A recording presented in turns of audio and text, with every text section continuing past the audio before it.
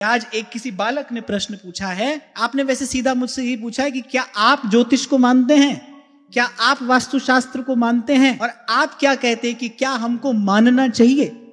देखो, मानने ना मानने का यहां प्रश्न नहीं है। ज्योतिष, वास्तु, ये तो सब भाई वेदांग है। इनके अस्तित्व को स्वीकार करने या ना स्वीकार करने का तो कोई प्रश्न ही नहीं है। तो हम ज्योतिष को मानते हैं, लेकिन हम ज्योतिष से कुछ मांगते नहीं है। समझ आ गई बात मेरी? इतनी सी बात में आपको सब कह दिया। हम इसको मानते हैं, ना मानने का तो कोई प्रश्न नहीं है भाई।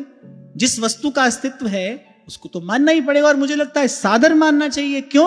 क्योंकि सृष्टि को चलाने के लिए ये भगवान की एक व्यवस्था है। आपने वास्तु की बात पूछी, वास्तु क्या होता है? मेरे शब्दों में वास्तु आपके घर की फिटनेस है।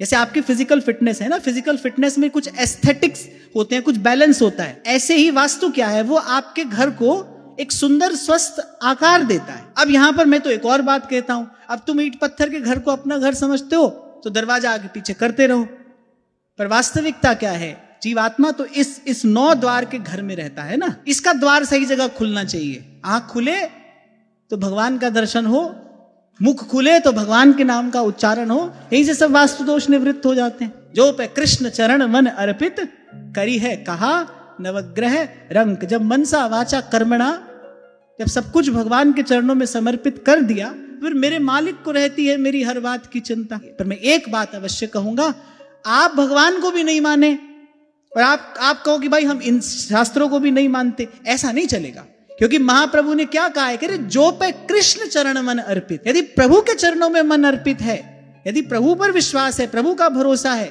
तब तो भाई बात दूसरी है। लेकिन आपका साधारण जीवन है, फिर तो भाई ग्रह नक्षत्र सब अपना प्रभाव डालते हैं, और डाले बिना नहीं रहते। फिर तो भाई जो अनुशासन शास्त्रों में दिया गया है, फिर तो उसी का पालन करना चाहिए। यदि अपने जीवन में सुख शांति चाहते हो, फिर तो उसी का पालन करना चाहिए। आपको सत्संग मिल गया है, नाम और धाम की कृपा हो गई है, गुरुजनों का आशीर्वाद है, आपको लगता है नहीं भाई जीवन प्रभु के हवाले है, जीवन की डोरी प्रभु के हाथ है, फिर किसी भी बात की चिंता करने की आवश्यकता नहीं।